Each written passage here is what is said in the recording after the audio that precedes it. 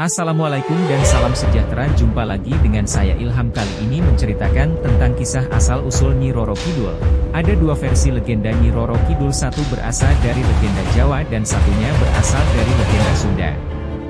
Yang pertama, menurut legenda masyarakat Jawa, pada sekitar abad ke-16, Pangeran Panembahan Senopati ingin membangun sebuah Kesultanan Mataram yang baru untuk menandingi kekuasaan Kerajaan Pajang. Oleh karena itu, Pangeran Senopati kemudian bertapa di pantai Parangkusumo yang terletak di selatan rumahnya, Kota Gede.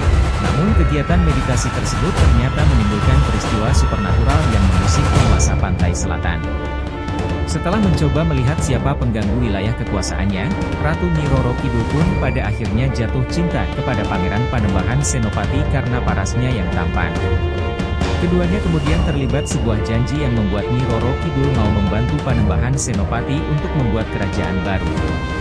Sebagai konsekuensinya, Nyi Roro Kidul menikah dengan Panembahan Senopati dan akan menjadi pendamping spiritual bagi pemimpin-pemimpin Mataram selanjutnya.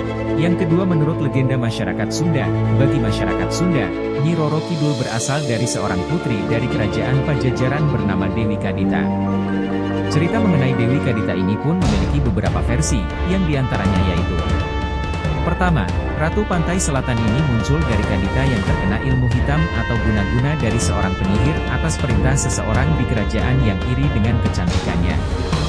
Akibatnya, Dewi Kadita mengalami sakit kulit yang sangat parah dan memutuskan terjun ke laut untuk menyembuhkan diri. Akhirnya Dewi Kadita pun berhasil sembuh dan memperoleh kecantikannya kembali, serta dianugerahi Ratu Pantai Selatan oleh kekuatan spiritual di sekitarnya.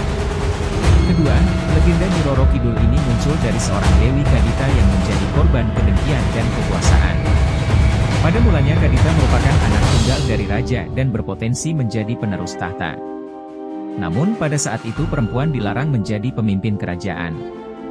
Oleh karena itu raja memutuskan untuk kembali menikah agar ia memperoleh keturunan laki-laki untuk meneruskan kepemimpinannya. Setelah beberapa waktu akhirnya istri raja tersebut hamil dan dipersiapkan untuk menjadi raja selanjutnya. Namun istri raja tersebut cemburu dengan keberadaan Dewi Kadita, yang akhirnya membuatnya menghukum sang raja.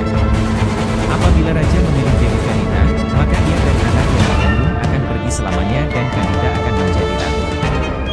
Namun apabila raja memilih dirinya, maka anak yang dikandung akan menjadi penerus tahta dan Dewi Kadita tidak boleh masuk kembali ke kerajaan. Akhirnya raja memilih pilihan kedua dan raja pun menuntut Dewi Kadita dengan penyakit kulit agar ia tidak kembali ke kerajaan.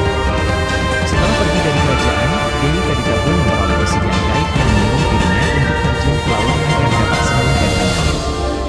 Ia pun menuruti bisikan tersebut dan memutuskan menceburkan diri ke laut. Sayangnya, setelah itu Dewi Kadita tidak pernah kembali muncul. Ketiga, yaitu cerita Banyu Bening yang menjadi ratu di kerajaan Bojokoelong. Pada suatu hari ia menderita penyakit kusta dan memutuskan melakukan perjalanan ke selatan untuk menyembuhkan penyakitnya.